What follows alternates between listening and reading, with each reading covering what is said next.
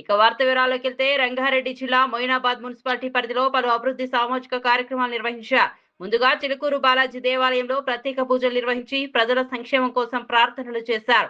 అనంతరం మొయినాబాద్ లో తెలంగాణ రక్షణ సేవ ఆధ్వర్యంలో జెండా ఆవిష్కరణ కార్యక్రమం జరిగింది.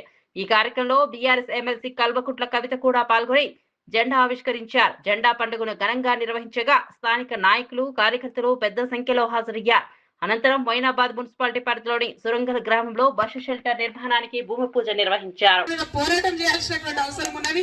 దానికోసం ఈ చేవల్ల మొయినాబాద్ లో ఉన్నటువంటి సైనికులందరూ కూడా సిద్ధంగా ఉండాలని ఈ సందర్భంగా పిలుపునిస్తా ఉన్నాం. आज हमारे जितने भी माइनॉरिटी भाई यहाँ पे है, बहन यहाँ पे है, अनवर भाई है, नूर भाई है और सारे लोग जिनके सदारत में ये हमारे झंडा को आज हम मोइनाबाद में खड़ा करें, आप सबको मैं तहे दिल से शुक्रिया अदा करती हूँ. आप सभी आए, टीआरएस को हिम्मत पड़ी, कुवत पड़ी, आगे चल के भी हम सब लोग मिल के काम करेंगे. जो तेलंगाना में गंगा जमने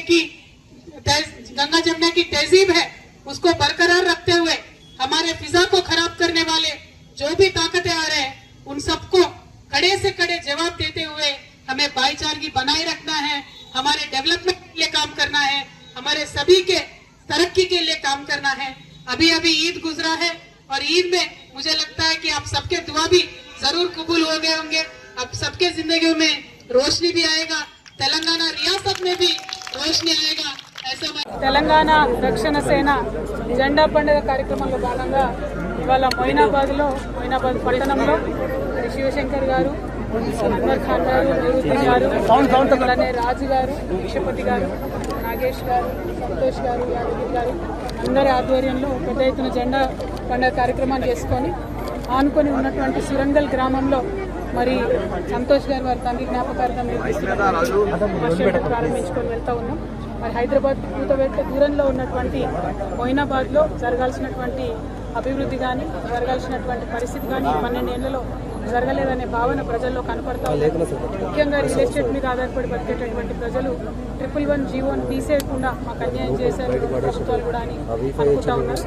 అట్లానే పెద్ద ఎత్తున కూరగాయలతో పండించి మరి ఇక్కడ నుంచి హైదరాబాద్ మీద ఆధారపడేటటువంటి ప్రజలు కూడా మాకు మా ఇంట్లో ఏదైనా చిన్న అవసరం ఉంటే కూడా అమ్ముకుంటే పక్కకు 100 ఎకరాలు ఉన్నది, ఇక్కడ మాకు అంత విలువ లేదు, మా భూమికి 100 కోట్లు ఉన్నది ఎకరానికి, మాకు మా భూమికి అంత విలువ లేదనేటటువంటి విషయాన్ని కూడా ప్రజలు చెప్తా ఉన్నారు.